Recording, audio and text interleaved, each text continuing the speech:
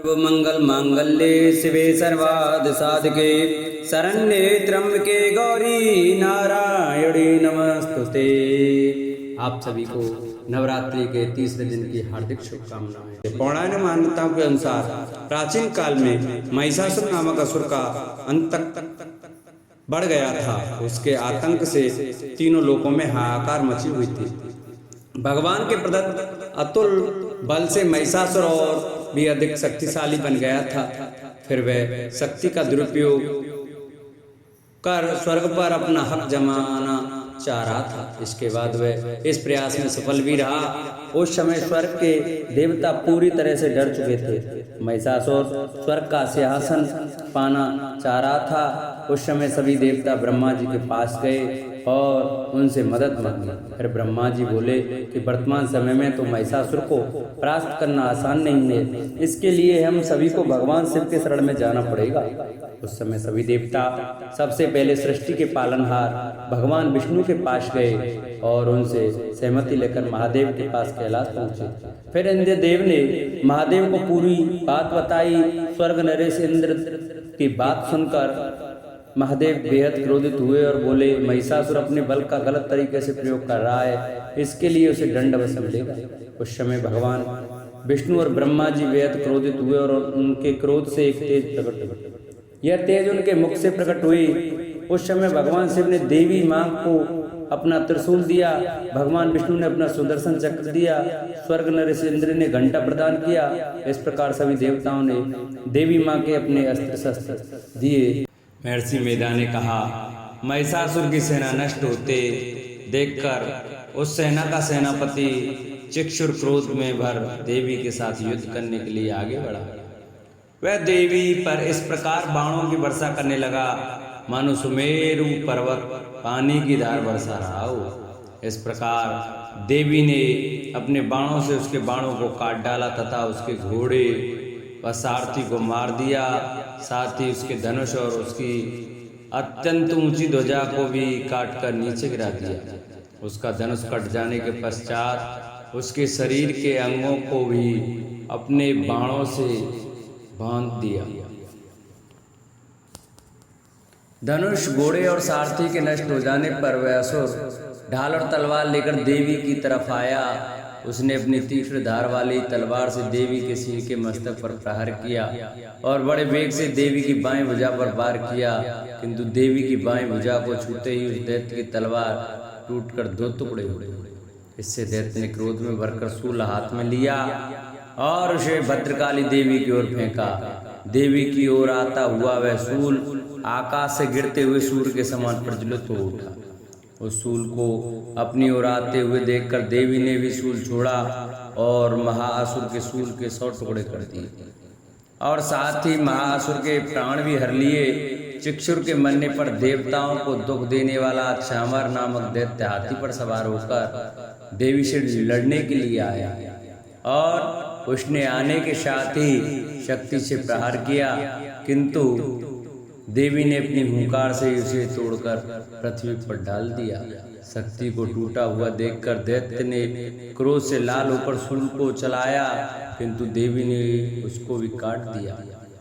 इतने में देवी का सिंह चलकर हाथी के मस्तक पर सवार हो गया और दैत्य के साथ बहुत ही तीव्र युद्ध करने लगा। फिर वे दोनों लड़ते हुए हाथी पर से पृथ्वी पर आ गिरे और दोनों बड़े क्रोध से लड़ने लगे। फिर सिंह बड़े जोर से आकाश की ओर उछला और जब पृथ्वी को आया तो अपने पंजे में चामर का सिर धड़ से अलग कर दिया। क्रोध से भरी हुई देवी ने शिला और वृक्ष आदि की चोटों से उद्रक को भी मार दिया। कराल को दांतों, मुख को थप्पड़ों से चूर कर डाला। क्रुद्ध हुई देवी ने गदा के प्रहार से उद्धत दैत्य को मार गिराया। विंध्यपाल ने बाष्पकल को बाणों से ताम तथा अंधक को मौत के घाट उतार दिया। तीनों नेत्रों वाली परमेश्वरी ने त्रिशूल से उग्रास्य, उग्रवीर और महाहनु नामक राक्षसों को मार गिराया। उसने अपनी तलवार से बिडाल नामक दैत्य का सिर काट डाला तथा अपने बाणों से दुर्धर और दुर्मुख राक्षसों को यमलोक को पहुंचा दिया। इस प्रकार जब महिषासुर ने देखा कि देवी ने मेरी सेना को नष्ट कर दिया है, तो वह भैंसे का रूप धारण कर देवी के गढ़ों को दुख देने लगा। उन गढ़ों ने कितनों को उसने मुख के प्रहार से, कितनों को खुरों से, कितनों को पूंछ से, कितनों को सींगों से, बहुतों को दौड़ाने के वेग से, अनेकों को सिंहनाद से, कितनों को चक्कर देकर और कितनों को श्वास वायु के झोंकों से पृथ्वी पर गिरा दिया। वह दैत्य इस प्रकार गढ़ों की सेना को गिरा देवी के सिंह को मारने के लिए दौड़ा।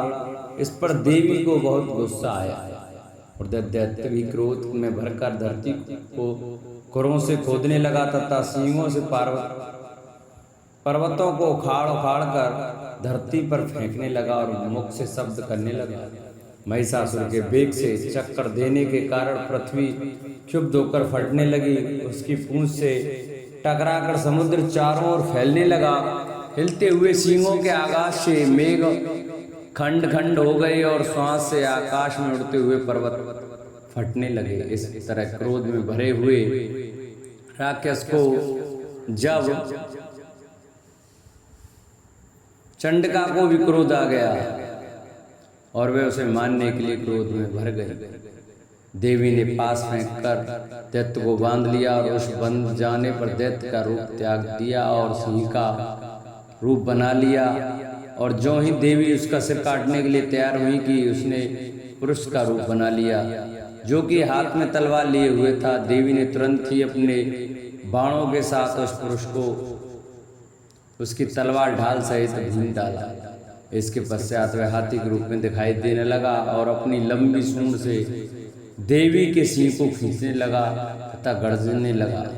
देवी ने अपनी तलवार से उसकी सूंड काट डाली। तब राक्षस ने एक बार फिर भैंसे का रूप धारण कर लिया और पहले की तरह चर अचर जीवों सहित समस्त लोकी को व्याकुल करने लगा। इसके पश्चात क्रोध में भरी हुई देवी बारंबार उत्तम मधु का पान करने लगी और लाल लाल नेत्र करके हंसने लगी।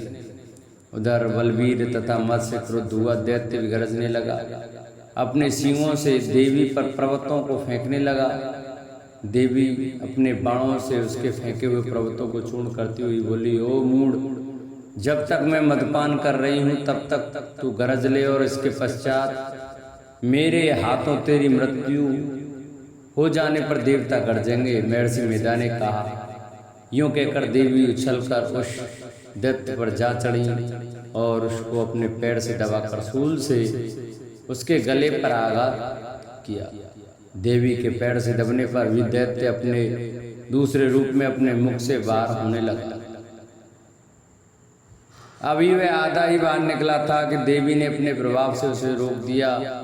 जब वह आधा निकला हुआ ही दैत्य युद्ध करने लगा तो देवी ने अपनी तलवार से उसका सिर काट दिया।